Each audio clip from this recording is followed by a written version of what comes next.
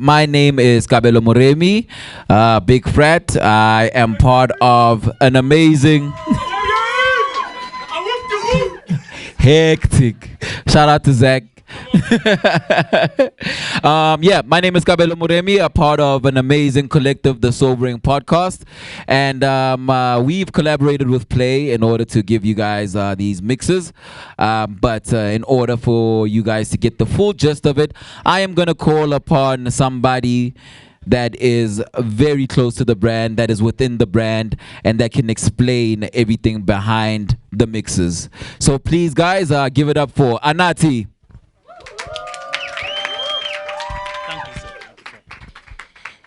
What's up, everybody? Yeah, for those who don't know me, I am Anati. I am the marketing coord for Power Play and the lead for Street Culture. Street Culture is a relatively new and evolving pillar for us, and Industry Mixes is at the center of that pillar. And this is just a platform that we have created to, create those robust conversations about street culture. The first one we did was last year sometime, and it was sort of based on music, and we had great conversations surrounding the evolution of music in South Africa. And today we are joined by a really star-studded panel of fashion pioneers and experts, where we want to sort of delve into the fashion world that's currently happening in South Africa. So yeah, this platform is a community that we're trying to grow, and we hope to see you guys at future mixes as well. I'm gonna leave it to Frat to introduce the panel, but yeah, sit back, relax, and have fun. Thanks. All right, I'm gonna, this mic is gonna be rotating around, and I'm going to introduce our amazing panelists. First up, you've got Anya, and she is part of a formal conglomerate and institution that teaches about fashion and takes people through the economy of fashion, building all of the fashionable minds formally. And then we've got Nomuzi. I think she needs no introduction. I mean, if you look up here, you can see who's a star.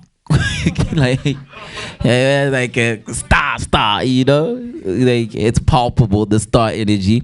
And I mean, she wears many hats, but she's here in her capacity as creative director of Era by Zintle. And then we've got Ntsika. Well, he's a star. I mean, from my closer, and you can see, that beautiful, do we call it polo? Is that a polo? Or what do we call it? A Maklosa polo, Maklosa. What do we call it? A golf shirt. Just a golf shirt. It's just a golf shirt. And then we've got Tots, Galaxy Boy, Galaxy Boy, Gallon Boy. And you're also a man and that needs no introduction in terms of that brand that has been omnipresent for years on end. You could never talk about streetwear, you could never talk about street fashion without mentioning this name.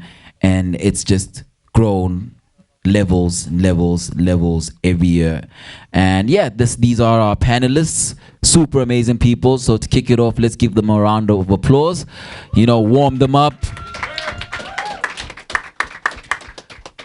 So all right, guys, just getting into it, right? I think we are in a space where Mzansi is like basically on everybody's peripheral or focus in terms of everything culture, but particularly fashion as well. How we express ourselves, how we dress, how our secret sauce and suave, And I would like to know, like, how does Mzansi style impact the world, and as well as how you feel like you're contributing to that impact in your different factions? Okay, I guess I'll get going. What you mentioned about a secret sauce, like this is our thing. I always like to entertain the idea of plural identities that we have going locally. Like people are open to so many different influences. And I think for the rest of the world, that's such an inspiring thing to see in fashion. We don't have the issue of everyone looking the same, everyone feeling the same about fashion. We have everyone bringing kind of their own take that they see whilst knowing about what's happening in the world. And for us as an education institution, really the core thing is to not kind of tell students like this is what fashion is, but rather equip them with the knowledge of what's possible in fashion, and then telling them, okay, cool, what's really important now is that you invest what you know, what you understand about style, about music, about culture, about your world, like because your world is important. And I think South African fashion has this really amazing ability to showcase this diverse array of takes on fashion. And I think that's just like something really addictive for the rest of the world, because very often when we look towards kind of the international players, you see a lot of the same. You see a lot of imitation, whereas I feel like that's almost impossible in South Africa. People do want to tell their own stories. Yeah, I think I'd say it's the story. And I know that kind of leaves the net wide open, but it being wide open is why everybody is able to create their own story, their own vibe, even if they are mixing traditional culture with urban culture. It's a story, you know, people are truly expressing themselves, and they have to do it in innovative and diverse ways. Sometimes people have to do the absolute most with very little money. So it causes us to be very creative. And it's just because we are really trying to express ourselves, who we are on the inside, not only who we are right now in this moment, but who we want to be, who we aspire to be as well. And I think that really shines through in South African style. Just to maybe echo on what you highlighted about story and storytelling, for us as a brand, one of the key things that we kind of like hold on to is we consider ourselves a cultural conservationist, that we hold culture, we tell cultural story and bring that out to the world. So if you go secret sauce, I'd say the biggest thing that we've realized in terms of globalizing culture is that we know what it means to be Xhosa, Zulu, Tswana, Sotho. And when you mention those, you can immediately go to food, style, arts, music. So we consider ourselves a culture-based luxury brand. And we're intentional to say the culture is what drives the luxury, because we are the founders of luxury. So, and in terms of secret sauce, I'd say anywhere you go in the world, you find that South Africa, specifically Africa as a continent, is a founding, you know, genealogy of anything that you can look into. Just a quick example, in terms of sustainability, we've been trying to highlight as a brand that sustainability is a black concept. And a lot of people like, and you're like, okay, washing basin. Fire. Afal Afrikaans means waste. We're literally eating waste. So I think it's those things where you take storytelling, bring truth, and bring culture forward. So our source is in our culture. I think our perspective is a bit different. You know, we're trying to get rid of international brands and push them out of South Africa. You know what I mean? Damn. So that's what we're trying to do. You understand? So they've been biting our culture and selling it back to us. So we're trying to reverse that with what we're doing at Girl Expo, you know, and yeah, I mean, the source is us, bro, and these people have been taking it away for years. So we basically trying to reverse that, you know, bring in more brands to add on to that, you know. I mean, my cousin now has a store in New York, you know, that has never happened.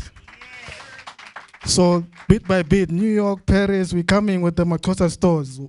Each country we're coming.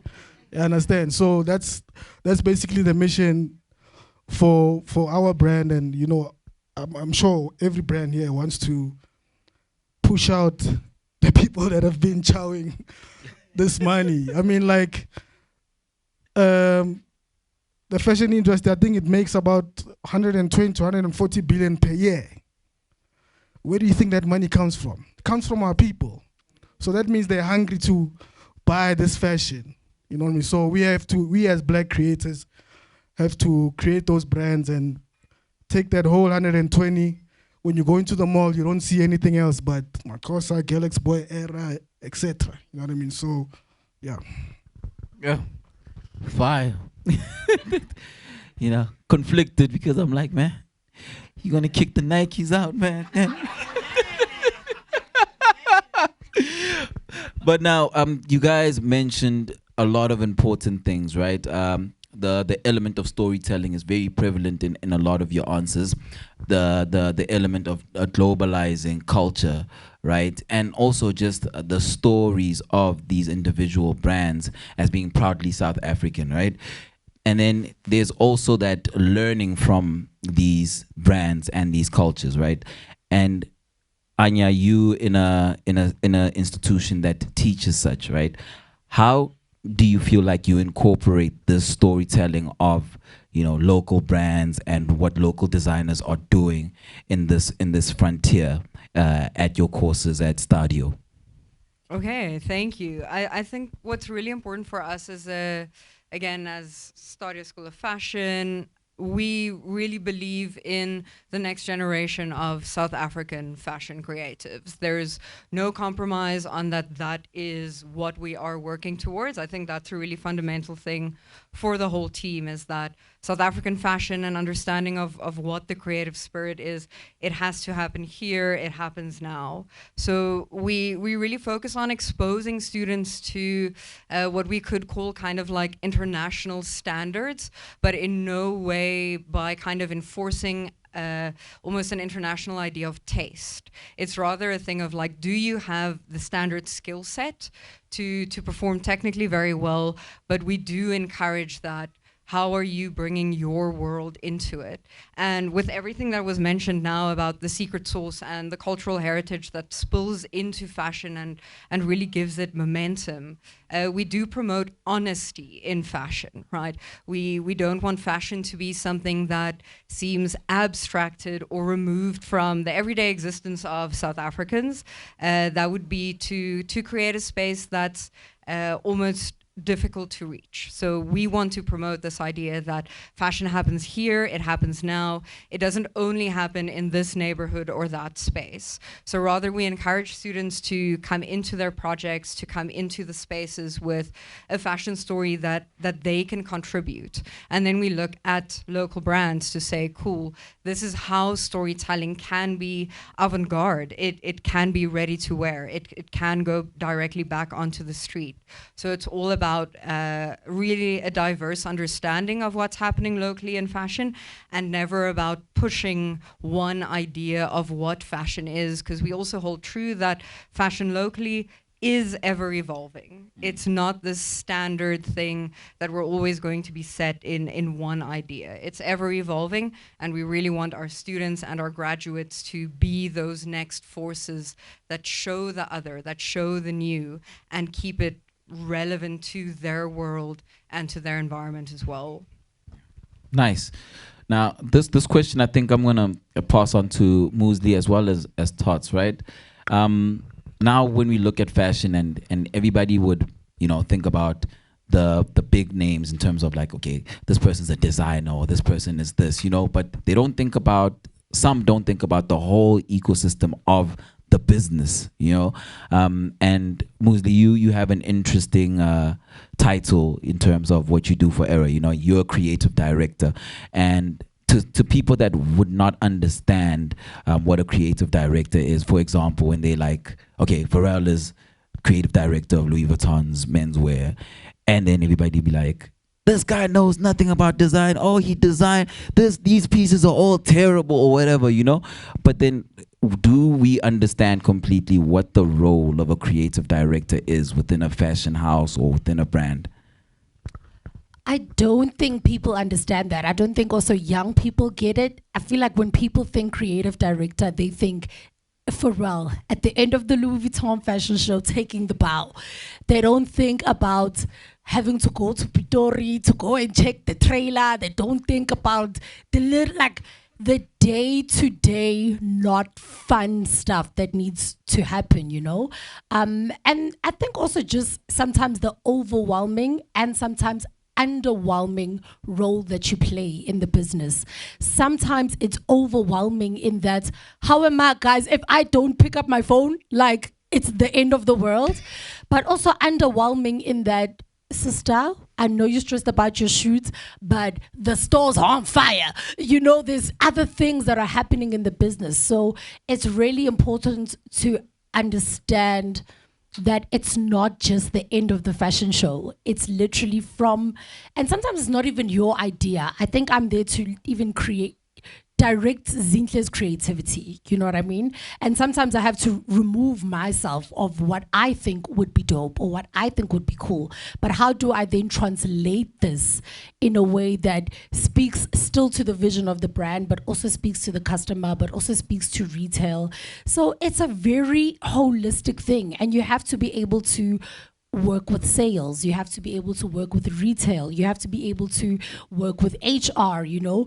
It's a really 360 thing that I don't think a lot of people understand. I think even with me, a lot of people are just like, yeah, you're Zinhle's cool, stylish friend. Obviously, you're the creative director, you know?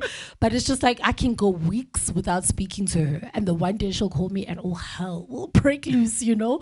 So it's a very holistic thing. But I think for me, what I've learned is that the best part about being creative is about being solution driven and solving problems. Creativity is not always about like looking cool and being at the cool party. It's about understanding what problem creatively is the cool party solving. What problem creatively is your cool bag design solving? What problem creatively are you able to solve? I think that's actually what we do. That's what I do at Era. It's just I help them solve the problems that they have in the business in a really creative and relatable way. Nice. Now, thoughts in terms of that, right? And now you founded and built this huge brand as it stands now, you know, multiple stores across the country and whatnot, and you had to build a team. What was that like for you, and how did you identify, or what were the archetypes that you looked for in terms of picking the people to be in your team and having those titles of, okay, this is my marketing person, this is the person that's going to direct my creativity? What was that process like? I think obviously for any entrepreneur in the beginning, you're doing everything yourself, you know. I designed the clothes, I packed them, I delivered them, I answered the phone, I replied to the WhatsApps, you know what I mean? So as your brand grows, there's certain things you can do but you don't like doing. So that's where you delegate, you understand? So things like finances, etc. You get someone that loves finance to take over that, you know. And obviously, as a small brand, you don't necessarily have the money to pay professionals, so you have to make friends, basically. You know, if you're in varsity and your friend does accounting, that one logistics, you must make friends, you know. You mustn't have useless friends. So make good friends. It does logistics, it does accounting, HR, blah, blah, blah.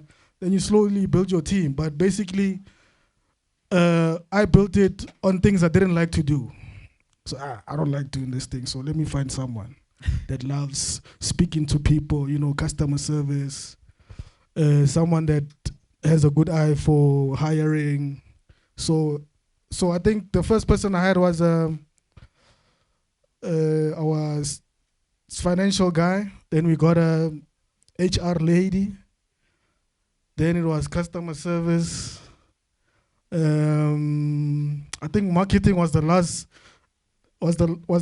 hire I did. Hectic. because we used to do like we didn't really have to market our clothes, so our clothes marketed itself. So but the moment you have 14 stores, then you have to get a marketing guy to check Bloemfontein, what's going on, Cape Town, etc. You know what I mean? So yeah, you build it slowly, bro, and obviously you hire people, you fire people, but eventually it will come together. But it takes a long time, you know, because I think the difference between us and the bigger brands like your TFGs and stuff, they have the best structures ever. You know, they could be selling garbage, but the structures are insane. They will make more money than you while you have the best product in store. You know what I mean? Because of their structures. So even with, because I speak with a lot of local brands, like small guys, they have good products, they have good marketing, but the structure is what's holding them back from expanding and opening a store, etc. So that's a very important thing in actually building a brand. Whether you're doing music, photography, you need to have a structure, you know, because we hear stories, hey, I did a song with such and such, now I'm not on the splits, blah, blah, blah, because you didn't have a structure. You got into the studio, you're excited to record, come tomorrow, the song is out, you're not there, you know what I mean? So structure is very important actually in life, you know what I mean? If you don't have a structure, you're lost. Yeah. Shout out to structure. Now, Ntsika, I mean, you mentioned two very important things when you were speaking, right? You spoke on globalizing culture, and I'd really love to double click on that in terms of how that happens or how one would go about that. And the second one was on sustainability, which is a big conversation within the fashion space. You know, when you also take into account fast fashion and things of that the dangers of it, you know, which is also not easy when you talk about price points and things of that nature as well. But let's just double click on globalizing culture, and then we'll move on to sustainability. Okay. One key thing that I think we've noted from inception of brand, and I think I want to echo what Anya said, a lot of people don't know that Maxxosa as a brand was a thesis project. So from inception, it was an educational expedition.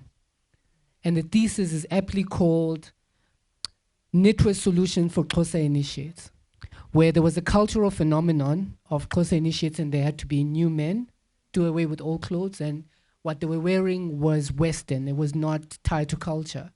And the mode at which our chief creative director used was fashion, specifically knitwear. I'm getting to the globalizing, just storytelling. And from there, he looked into what was indigenous to where it was at Eastern Cape. Fun fact, South Africa exports close to 70% of the world's mohair. So what I'm wearing is mohair, but we buy it back as a finished product.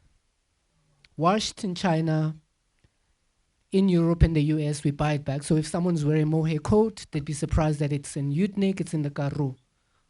So breaking that down, it's you realizing that one, and people go back to the patterns as well. Like, oh, these are Xhosa patterns. The chief creative director went to the museums and he was inspired by ancient Xhosa beadwork in terms of colors. So we own the patterns.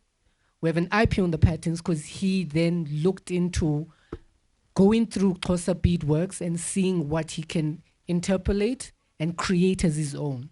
So we don't own Xhosa patterns, we own Maxxosa patterns, you know, and naming the brand Maxxosa is aptly called of the Xhosa people. So it's an ode and an honor to the Xhosa people where, in terms of craftsmanship, the beadwork were what chiefs would wear to say, I am of this tribe, I'm of this clan. Going back to beadwork, it spans every single tribe, sub-tribe, the Zulu love letter. You know, so to break that down and going back to globalizing, it's immediately knowing that from the underbedding of education, if you tell that story, it will be unique. I always say Maxxosa is a geolocator. You immediately will know it's South African because of the language. You'll also know where it's made, because of the fiber content. So the globalizing part of it is us honing on to 90% of communicating that message. Where specifically you talk of culture, you talk of Xhosa, the language, the tribes, the food, and now we've been called Maxhosa Africa because we're globalizing African culture. We're able to create a Shibelani inspired dress. We're able to create a Sana Marina inspired. So Maxhosa is just a brand name. So in globalizing is cutting through, lack of a better word, the BS and hitting straight to the heart of saying this is of a people, this is of a tribe, this is of a nation, and this when I say we hold a treasure trove of culture is that when you go back to the patterns, you can go to the museums and actually scan and see, because I always say we're wearing modern day beadworks. So that's basically us telling the story of who we are globally, and that's how we've managed to globalize culture. So from the scientific element of it is now the social media. From inception, the brand has been on social media. From 2010, when the brand was founded, there was a post to date. So it's understanding that what we're doing is important and consistently putting it out there. And eventually, now when people study the brand, there's a digital footprint. And so one, in us telling our story, keeping the niche of who we are as a country, a continent, is how the globe has realized that they cannot wash this thing. They have to then own, and then if they can't own, then we're able to commodify by licensing culture to the world. So that's how we've globalized the brand. We have a Maxhosa store in New York that is telling a story of Xhosa inspired beadwork patterns, as well as even the ability for us to say we will use 99% staff being South Africans in New York. That's intentionality to say they're able to tell the culture. They're able to, one is from Paul, Katlehong, they're able to, this is who we are. So I think what the world has done to us perfectly well, that instead of us being victims, what they would consider primitive, we've made distinctive. And that's basically how, we align. And for sustainability, I'll be a little bit controversial. Let's go. Careful what you wish for. But in the sense that when I say sustainability is an African context, I'd go as far as black, where everything that you are taught to have is what you know. Umlekwa is free range. Yep. Hiking is, if it's Tswana, Sotho, Zulu, Xhosa, there's expedition to the mountains, right? The Vasco washing basin, you would wash yourself and still brush your teeth and not throw it away. Someone would have the same thing. That's literally sustaining water, a body of water that goes through multiple bodies. So we had a collection we aptly named the Sons and Daughters of Ubaba Credo Mutwa. That's the collection we named. And the entire collection was solely made of the offcuts of the brand. So we're able to, so some of the pieces we have, if they come out of the machine, we're able to de-thread and reuse. I'm going to go back to the mohair. If we were not using 100% mohair, which would be sheep's hair, you cannot de-thread it and keep the same quality, that sustainability. We did that in 2010 when the brand was conceived. So to the sons and daughters of Baba Credo Mutwa is like he would wear the jacket and then he would cut the jacket if it's too hot to make it a sleeve. Going back to the controversy, we named some of the pieces we called Nyaupe pieces. But that's an invitation. But that's an invitation because what you would call Nyaupes in the sense of they wear the same clothes every day, we see them as Joburg recyclers. That for those who live it, sustainability is not just a lifestyle, it's a way of how they survive. So if you take that to the African context, is that if you go to the shacks, all of them used to have the tire rim and they would put the tomatoes. That's farming. But in a not so foreign context because we don't have quote unquote land. But it's called subsistence farming and they would trade. So when we go far to the point of sustainability is us knowing that from the items that we procure, we're able to de-thread and remake another item. And number two is that we didn't come with pollution. You know, we didn't come with plastic, you know, versus an animal is eaten whole, then you use the loincloth. So that's sustainability, but we're not taught that. So how we practice it as a brand every day, we try our best to make sure the items that we use are not wasted. With the offcuts that we're not able to de-thread, we're able to create patchwork pieces, aptly called nyape pieces. You know, fun fact, we tagged in Afro Nation, that's what Maud is actually wearing. And those pieces become one of one. So I think in sustaining the brand is us telling that, and I'd go from an element of also the business part of it. The sustainability is also a business element. So if you create a legacy, where I'm speaking on behalf of the brand, not the chief creative director, and my team can speak on another setting, is sustaining the brand from one iteration to another iteration. So. Wow. So Anya, when is he, you know, chief lecturer there at Stadio?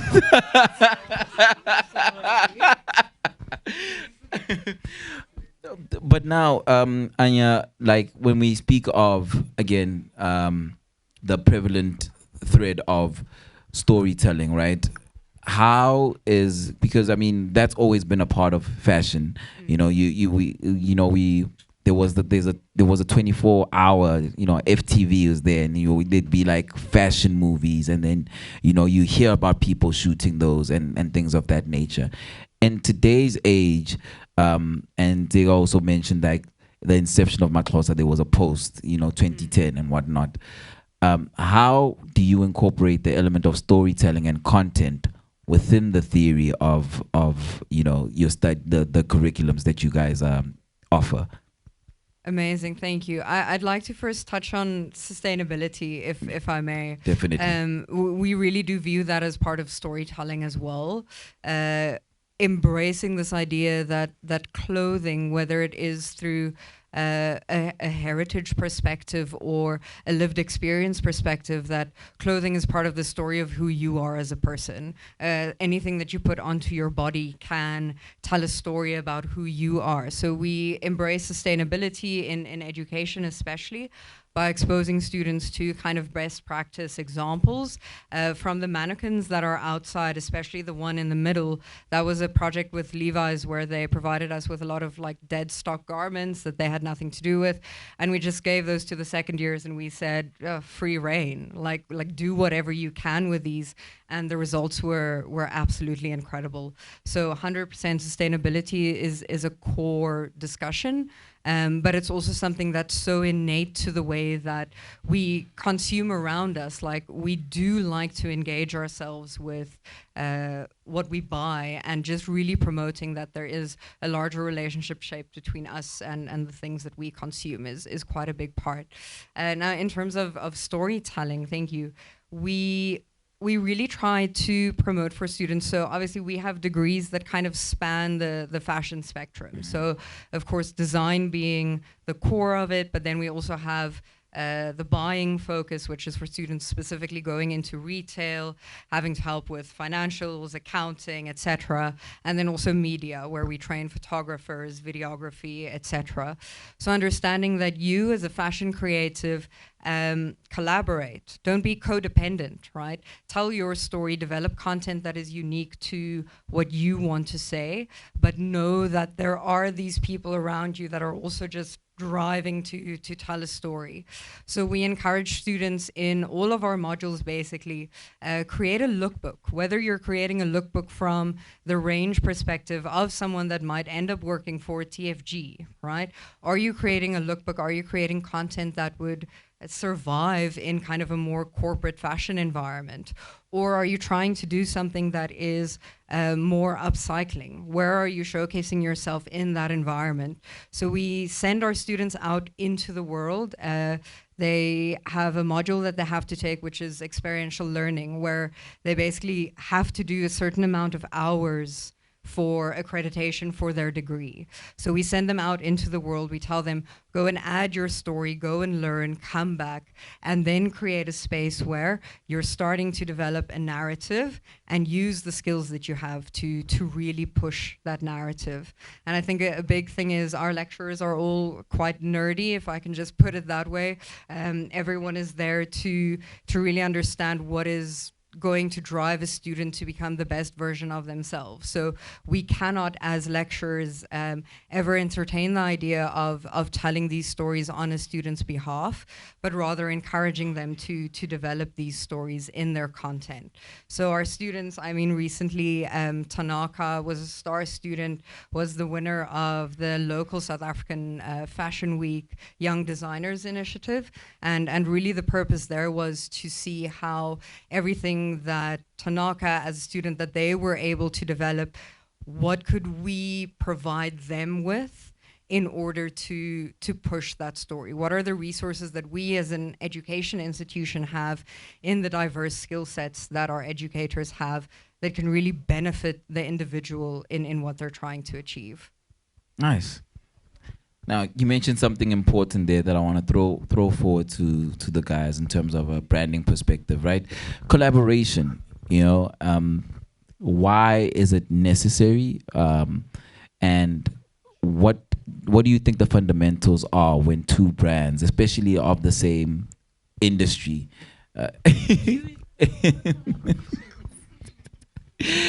yeah, the importance of that collaborations of two brands that are in the same, both fashion brands. It's not collaborating with somebody from a music space or, Galaxy Boy X Maxhosa, for instance. Why is that important, or do you feel that brands do it, and why do you feel that it's necessary?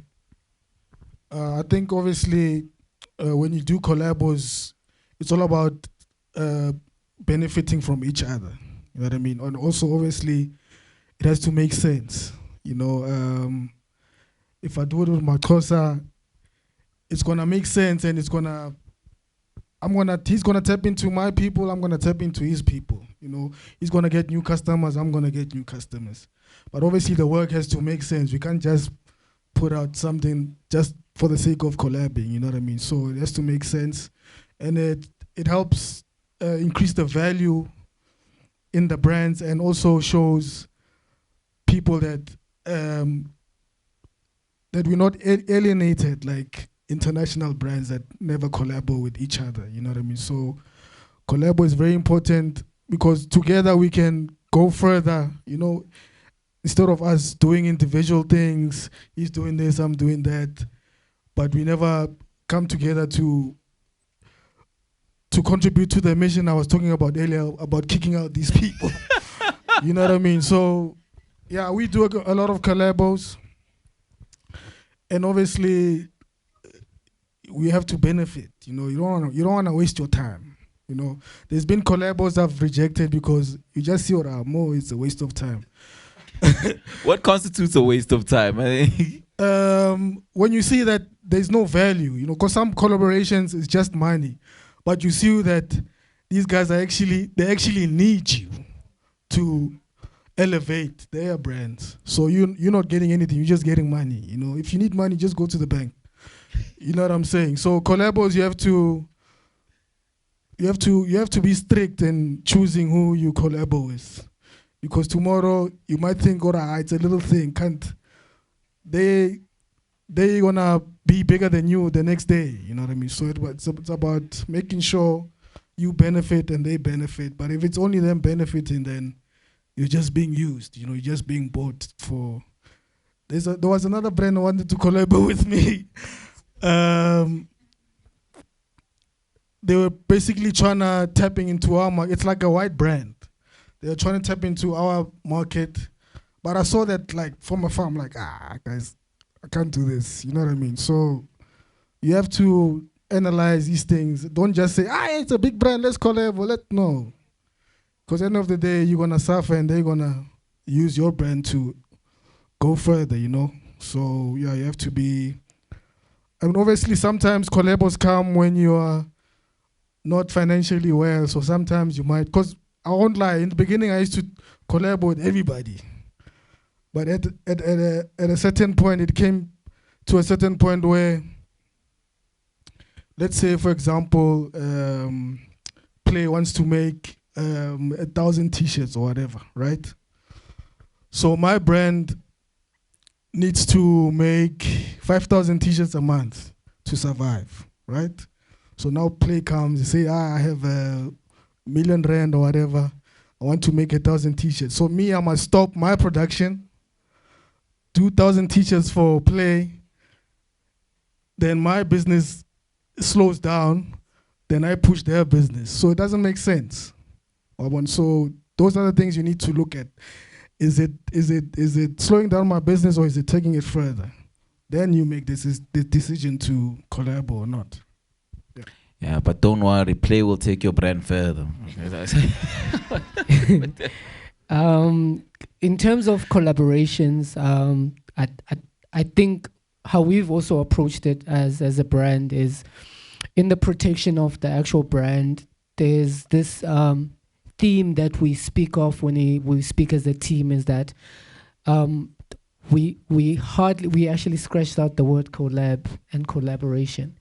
We use the word partnership because it's expansive, where one, we always say where no partner feels that they need each other, that's the best partnership, because you come in as you are and they come in as they are. And like to his point, if a brand is seeking to partner with you or collab with you and you feel you are lesser than, you might find that actually your value is worth more, because one, I think there's 4 criteria where we look into collabs or partnership. Is that, is it advancing a conversation? If it advances a conversation, then it's not sincerely just a money talk. Money is important, but if it's advancing the conversation, like to his point, where if the brand needs to go to another region or era, see what I did? To another space, then what could take you there may be that brand partnership. Then, oh wow, I find myself in quote unquote a US market, and that will, if it advances that conversation and that's what you need to take out of it, then it's not a money chat. Doesn't matter what they paid or who's paying who, because you wanted to be in that conversation or in that region, and you are. Number 2, the protection of the individual IP is super important. So I think one of the key things, and maybe we'll touch on it, is that when it comes to the IP, intellectual property, you find that we'd partner with a Galaxy Boy as a brand, and then in that, it's Galaxy Boy XXXX, and once you give it away, you can never take it back. And the one thing we're always key to know is that once there's a quote-unquote Maxhosa X whatever, we can never, if they go and speak that this is what they've done, we come, no, it ended after a year. So that's another thing. So the third one is timeliness. There has to be a timeline in your partnership so that you know that it starts, it's got a beginning, it's got an end. And the end is we're all good. And I'll make an example of a partnership we did with a Field Bar, where this is a great conversation we'd like you to consider. When we spoke as a team, we looked into what do they have that's their competitive advantage, is the fridge. And someone automatically thinks, just slap patterns on the fridge. It's Maxhosa, it's cool. Like actually the one thing that we would want to amend that a lot of people not look into is the straps. And so the straps, a lot of people don't know, we made those straps. We produced those straps. We own the IP of the production of those straps. It could be Field Bar, any bar, next bar, time bar, play bar. But I'm just saying, if they want that element of that IP that we own, we're able to amend that, and that's what we speak of contractually. And they can never make any other straps. So that's the third one, in protection of the IP. The final one is the sense of not needing each other is important, because now you have equal footing. And I'd go a step further, that I would wish people know that the collaboration or partnership should not be in the same, sometimes mode or fashion mode. It shouldn't be all fashion versus fashion. We could create a sneaker. That could be a partnership. Or we can make a car. So I always say it's important when you're looking into collaboration and partnerships that you don't just look into the same field that you're in. A lot of people also don't know, I think it's going to be my new keyword now, that we probably one of the few brands or fashion brands that's got an EP out. You know what I mean? Called The Sons and Daughters of Credo Mutua. So in that, we went to the Credo Mutua estate to say, can we use the voice? Yam's a great musician, great producer. Can you then make it timely? He produced an Amapiano track to Babo Credo's Mutua sayings. And in that, we said as a partner, we want to advance culture. So Yams owns 50% of the entirety of that. The estate owns 50% of that. We own zero. So it's not a financial thing, but culturally, if you want to go back to the collection, you can QR code to the music. So I think I've answered in a way that where collaborations exist and work, it's not always finances. But if you go back to culture, we're able to go to a US and say, listen to our EP if you can't get our clothes. Oh. Damn. Experience and experiential moments. I think you guys all exist in positions where you can create those from a fashion perspective, right? How important are those? And, we've seen some moments that are even spoken of today from fashion houses as well.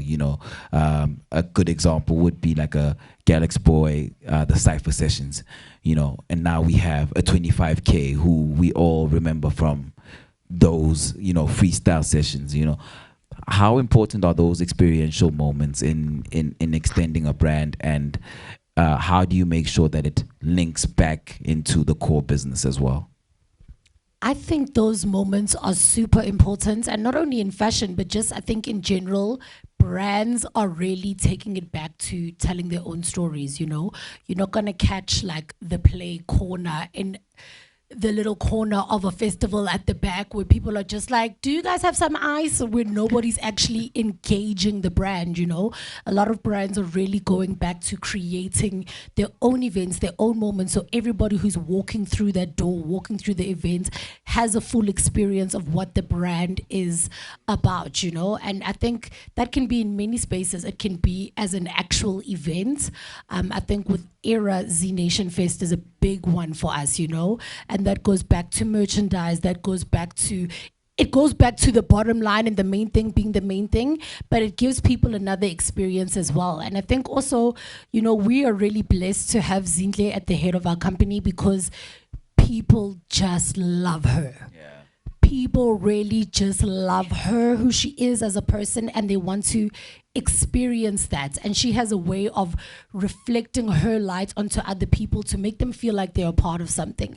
So I think with Era, our experience is in more than just you getting an earring. It's in the power of coming to the store. It's in the power of seeing the videos online. It's in the power of attending the events, For us, our experience is about elevating your sense of inclusion. Era customers feel like they are a part of something, whether they are like a crazy diehard DJ Zinhle fan or they're just a person who works hard, supports local. They are a part of something. They're very conscious, and that's something that we want them to experience every single day, whether it's in our pink shop or whether it's in our VIP at the Z Nation Fest. We really want you to just feel like you are a part of something. That's what people love about us, We were lucky, and we are lucky. We have me, we have Zinhle, Tabzi, we have all these incredible people in the media, but we realize that our power is in our customers. Those people are our biggest sales people. They tell people about us, and it's not even sometimes in how the things that they say, but it's in the way that they move, in the way that they are. You can see an Era girl. Like you can just see an Era girl in the way that there's a confidence about her, and that's an everyday experience that we try to work on as a brand. We obviously do have those really great touch points like our stores and the growing day by day. Like the festival is coming up as well. We also have other events. We have in-store activations. But for us, the experience is day to day. It's in building the community and making people feel like they are a part of something. You know, even our growth as a brand, we don't do things that just elevate us. Like, okay, that's cool for you, DJ Zinhle. Like, what do we get out of it? Our brand grows when the customer feels like they're growing as well. When they get an Era store in their community, they are growing as well. It's not just about us expanding our retail footprint, you know? So we really rely on our community to lead us. And they also are the leaders of the experience because they are the people who benefited from it ultimately. Lastly, from my end, and I'm going to throw it to the guys on the floor.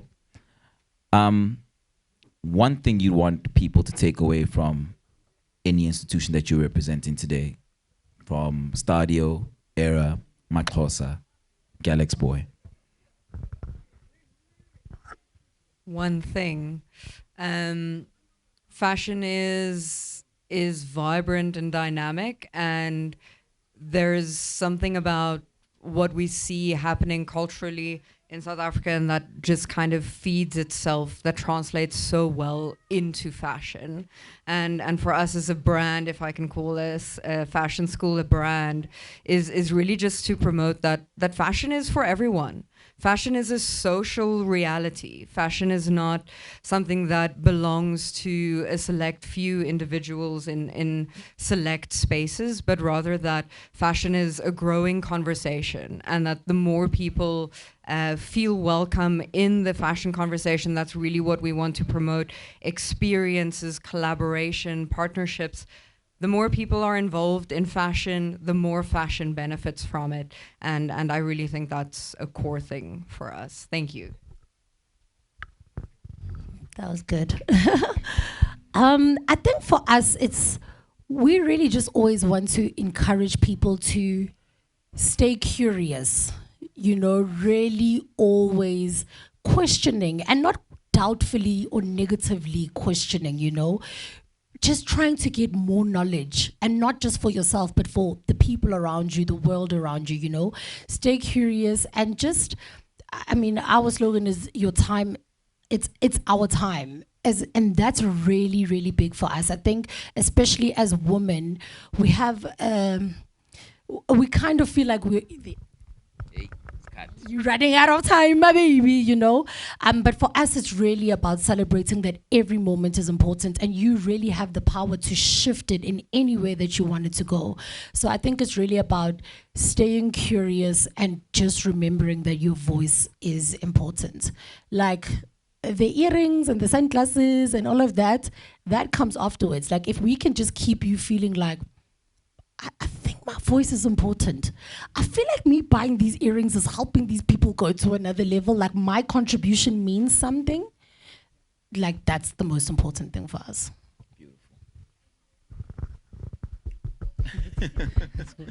It's quite amazing.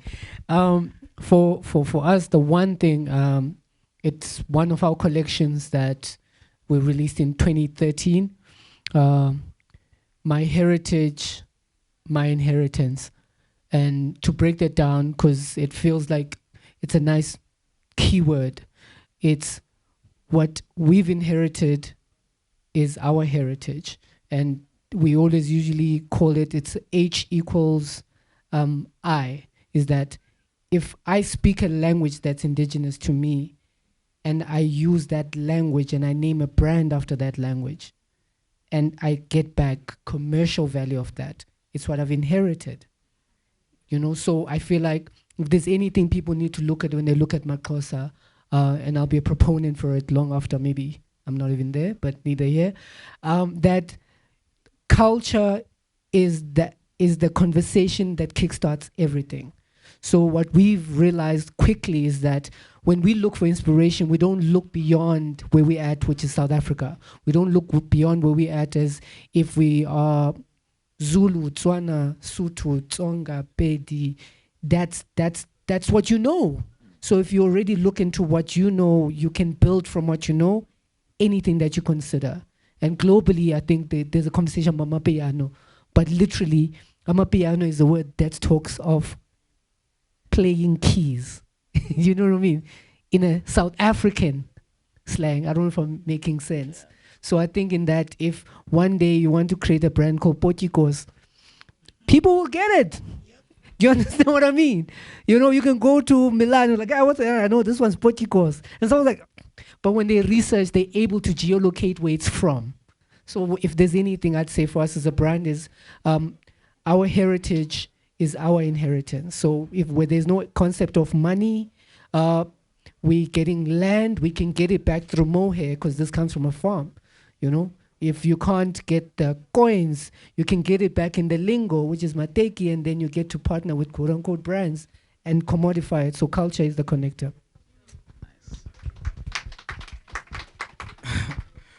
I mean, you already know what I'm going to say. I think for me, my message is for the young guys, you know. It is possible, you know what I mean? Because before I even started this brand, I wasn't aware that black people could own clothing brands. Because I'm from Mamelodi, it's a township. I didn't have information of what's going on outside of Mamelodi, you know. Then I discovered the internet. Then I discovered Amakipki, found out he was a black dude. And I was like, hey man, I can also do this shit. Then I started doing it, you know what I mean? But it's harder for us to do it because there's no one around us doing it. So it's you can give up easily. So for me, I'm trying to show all the young guys that it's possible. It's been done before, you know what I mean? There's been 50 million Nike stores around the world. There can be 50 million Batu stores. There can be 50 million Galaxy boys. It's possible, you know what I mean? Because before, for example, before even Batu came about, the only reason why he started is that there wasn't an African sneaker brand in SA. And the reason why it succeeded, because people were hungry for that. Yeah. You know what I mean? People are hungry to consume African brands. It's just that we're not doing enough. So that's why we need to take over these people and push them out. Because our people are hungry for these things. You know what I mean? Because now they are left with wearing Nikes and blah, blah, blah for the rest of their lives. Imagine now, 50 years' time, you're still wearing Nike and you're not wearing Batu or, you know what I mean, all these African sneaker brands. So we need to, I'm here to show that it's possible to own 14 stores at 35 years old. You know, it's possible for you to open one at 19 years, 21 years. It's possible. These things have been happening. You know, Nike has been opening stores in SA for a long time. So what's stopping you? Nothing is stopping you. You are stopping yourself. So, dog, it is possible to go to heights that we've never been because it's been done before. Opening a store is simple. You get to hire people, you get the rent, you know what I mean? I know it's not simple, but it's doable. You can do it. There's steps. You talk to the mall. There's a system. You talk to the mall. You pay rent. You get the guy to build a store. You get the clothes inside. You open a store. You know what I mean? But before that, obviously, you have to build your brand and get the coins, etc. But it is possible. Yeah. Like we're doing it like right now. You know what I mean? So, yeah, it's possible. Let's do it. Nice. All right, I'm gonna hand over to you guys. Any questions for our amazing? Oh, the yen just went up. Yeah, that's what we're doing. Fashion. Oh yeah, 1, 2, 3. Oh, good Lord, we've got Sibu. Hi everyone, I'm Sibu Mabena. Thank you to the team at Play for this. This is really cool, especially because it's not an industry I'm in. But what I'm really curious about, Ntsika, for you, considering that this isn't a brand you own, but you speak so passionately about it as if it is something that was your vision, it was your brainchild, your building, your doing, and considering your contribution to it, which is very important. I think for all intents and purposes, it wouldn't necessarily be where it is today if it wasn't for your contribution. What has made you invest so dearly into it, even though it's not yours? And then to Tots, considering you've been doing this for so long, how have you built such a loyal team to the vision? And I'm asking this for everyone who is building teams and building properties that they are the so-called owners and founders of, but actually need a team to be able to get further ahead. So Ntsika, for you, what is your why, considering it's someone else's? And then Tots, how have you kept the people believing in the vision for so long? Hi, Sibu. That is one of the most difficult questions I can answer, because it's ultra personalized in the sense that my team always knows that I'm the one person who seeks not to be seen. To use the words of the great Olivia Pope in The Fixer, another episode, real power lies in plain sight. So I think I come from an era, again, I come from an era where people really heralded the idea of iskela, and I'll say it in that slang. Iskela is you being able to know that the lessons that you are learning are for the lifelong mission. It's yourself who is able to know that with every opportunity you've gotten, it propels what you do. So to give you my why, specifically for the brand that I always say I've seen the vision, I think it's understanding on the spiritual element that nothing I do for this brand or any other brand will ever be taken away because I've involved myself as the common denominator. It's number one. Number two is, going back to Iskela, is that every day I pray that as black children we understand that any thought and concept that you have that you feel is so unique is not unique at all. And so I've studied a lot of things that are outside of fashion. Fashion happens to be my canvas. So going back to saying it's a very difficult question to answer, but if I can distill it, is there's no synonym for intention. And I just created an intention that I'm gonna pour all the knowledge I have, all the knowledge I've accumulated to this ship, and if I help steer it to the ends, if it crashes, cool, but the journey is the destination for me. I think for me, how my team keeps on, believing in Girl Expo and the vision is basically what you put in is what you get out. You understand? So I started this brand in 2008. Fast forward 2014, I opened my first shop. Fast forward 2017, it closes down. I go underground, restructure, blah, blah, blah. Come back 2020, I open an online store. Fast forward today, we have 14 stores, a warehouse, 170 people working for us. So I could have quit a long time ago, basically, So me believing in this brand and when I kept going, when everything was looking dark, I think that's what pushes the whole team, because when you just work a regular job, you don't even know your boss, you don't even know what you're working for, you're just there to make coins.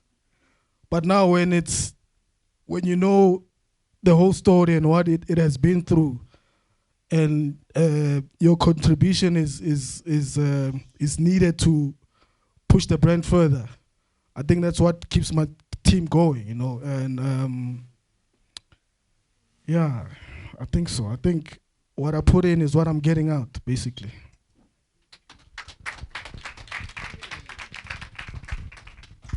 What's up, guys? How you doing?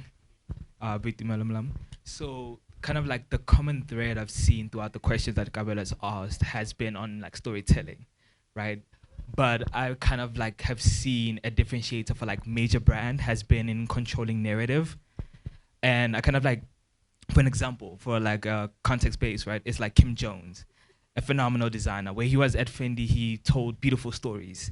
He told beautiful stories of how English design can work with Italian manufacturing and Italian tailoring. But at Dior, he controlled a narrative of how if you are a person with a lot of money who wants to buy a product, you can, and what also wants taste, you buy Dior. Right, in South Africa, I believe we can never run out of stories. There's so much rich stories that we've never told. But now, I feel personally, this is a personal thing, the thing that kind of like a lot of South African brands hit is controlling narrative. It's making people believe in something more than what they already exist in. I'm just more curious of you guys of like, as African brand, how do we get out of the storytelling aspect of it and start to tell narratives that South African people believe in, so that when they do go overseas, same how Nigerians have done, that they can like wrap the brands beyond just what they wear, but they can also speak confidently about them and say, hey, if you want to know about South Africa, know this brand, right? But don't just know it, actually go to the place where it's manufactured, go to the place where like the people are wearing it, and go to the people who actually manufacture it and like believe in it beyond what it is. Yeah.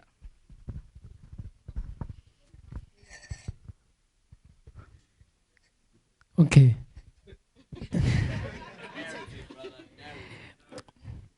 Right. Okay. I like the element of controlling narrative. I beg to differ a little bit in what you're highlighting, and as a brand that has thrived in storytelling, I honestly feel we do not tell enough stories. And I think to speak on the controlling narrative and how we've worked in terms of globalizing the element of culture, South African culture, African culture, it's being able to, I'll speak on what is a little bit painful, but I don't want to. Ish, you.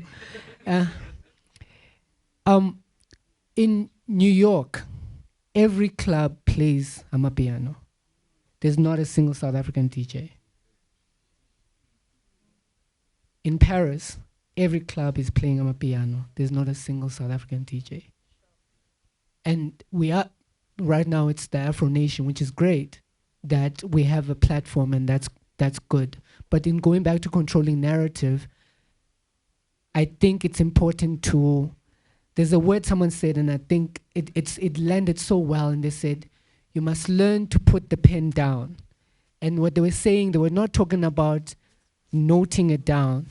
Know when it's time for you to stop and own. I think in everything we're doing, going on the controlling narrative, we have not stopped and owned. We're aptly still calling our African week a fashion week. When can someone create a fashion day? I'm just playballing. And so one, it's in controlling the narrative is us understanding that you cannot speak about African cultures without an African brand present. You cannot speak about South African music without South African musicians, artists, managers, script writers present. And so what we are trying to do on a global scale, we are trying to make sure that people do not speak on a culture without us being part of that narrative. And how we do that, which Tata Mandela said it perfectly, is tell stories. Because ndingathetha isiXhosa, but people will not hear.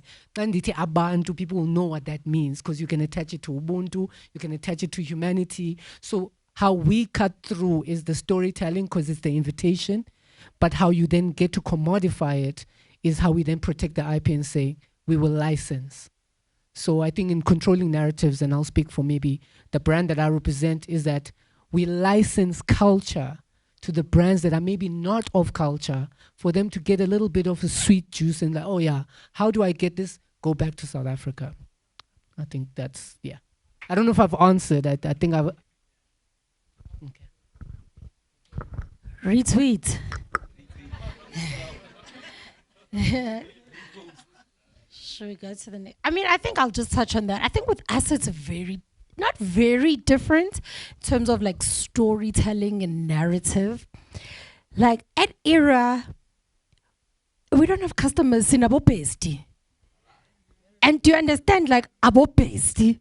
Not like a customer who's coming to ask, a person who's just like, why wash?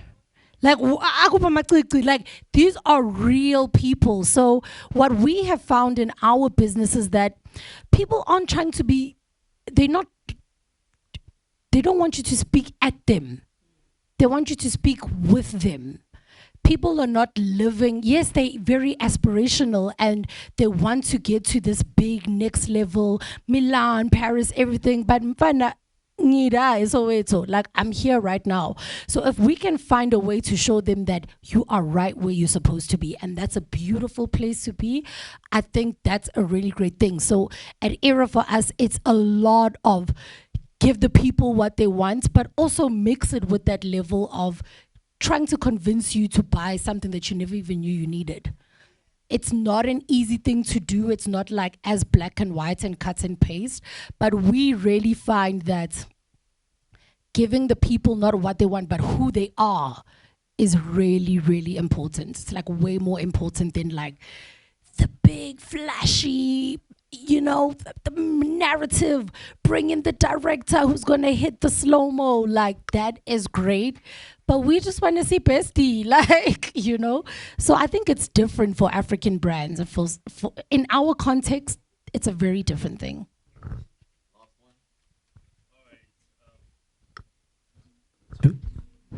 Okay, son. Sanbonani, good evening, guys. My name is Azaria Koza. I'm a television presenter. I'm currently working for SABC, doing a show on SABC One called Expressions. And believe it or not, I am a qualified fashion designer. I studied fashion at the Tshwane University of Technology. So I just want to direct my question to you, Mr. Juju, and you, Mr. Dube. I want us to speak a bit about the introduction of online shopping platforms. And how do you think they will impact the South African fashion industry? How do you envisage the future? I know that you guys have your own target markets and so on, but now we have a lot of online shopping platforms from Asia, right? I don't want to mention them, but how do you think they will affect the South African fashion industry in the long run? In the long run, I'm two sides about it, and I'll speak on so my other qualified elements is digital marketing. So there's a passion in understanding that I feel like we should have been there years back.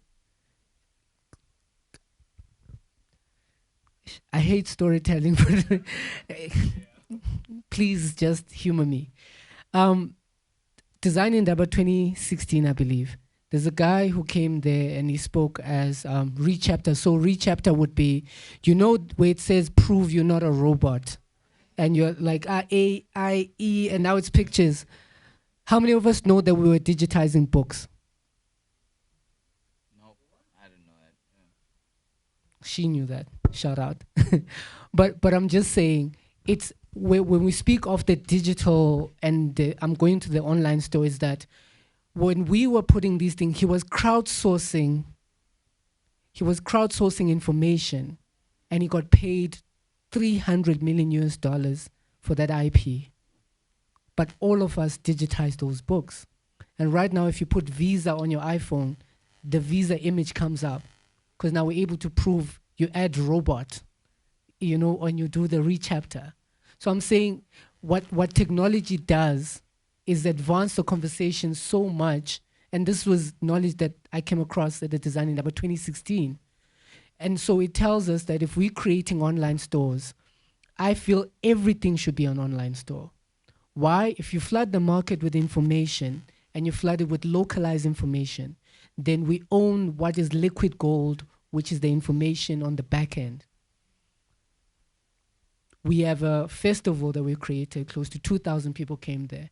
We know each and every person that came to that festival, because they have to purchase tickets where? On our online store. So I think to say how is it impacting fashion in the long run, I'd say in the long run, we will be able to know more information about our clientele. We'll be able to cater specifically to and speak a language to a people we know. If I say I need 10 people in PE who like only socks, I can immediately get there. So I think what we've been fooled in is that we seem to not see technology as the friend or a friendly, I mean, scam exists, you know? But I think if we flood it with enough knowledge of our online stores, and we've had this chat as well with Vuittots on the other side of online stores, but we're able to educate each other and say, oh, so what are you doing? How are we doing it? If all brands and fashion designers have online stores, then we're able to leverage that, because you can prove to big brands, I literally make these sales. Because I say I'm in the impact business. In order to prove impact is analytics. And analytics you can only get from data you got from online stores. So for me, it is the most perfect invention for now. Yeah, I also believe that online is the future. I spend maybe half of the year in Asia. Those guys don't even go to malls anymore. Everything is online. If you want a t-shirt, they deliver it in a few hours. You know what I mean? So online is the future for fashion. Obviously, in SA, it's going to take a while because people want to come in and feel the denim and, hey, is this quality or what? You know what I mean? And also people, South Africans don't want to get robbed, so they want to go to the store straight, give you the cash, you give them the shirt, and that's that. You know what I mean? So even me, to be honest, I think my CEO is going to hate me saying this, but I hate opening stores. Like, I don't like opening stores. I'd rather sell everything online. You know, it's more simple. It's more easier. But we have to open stores because the market is not ready for like a full online situation. So, but yeah, I think online is the future, bro. And it has some bad sides to it, but all you have to do is just keep pushing, you know, push your brand. People will know where to get it. And if they don't know, eventually they'll find out. Yeah. I think also the online just allows you to make informed decisions, which I think in business, especially when you're in the creative fashion, it's like vibes, it's energy, it's what we're feeling. You do also need to make informed decisions because you are running a business. So I think having an online store allows you to do that. Like, yes, maybe you went to a gig in Bloom and everybody was like rocking the earrings and you were like, hey, but you don't realize that, no, actually it was December and people were visiting home. Those people are from Joburg. Those people are from, you know, you don't need a shop there. It's not going to do anything for you. So I think having that online space just allows you to really make informed business and retail decisions, which is so important. Like, it's so, so important. Fire. All right, guys, give it up for our beautiful panelists. And if you catch them, you can ask a question or two. But now we're about to wrap up, and we want to hear some great tunes from the She Play DJs. Guys, thank you for pulling up, and thank you for engaging with the information. Peace. And thank you, Cabello.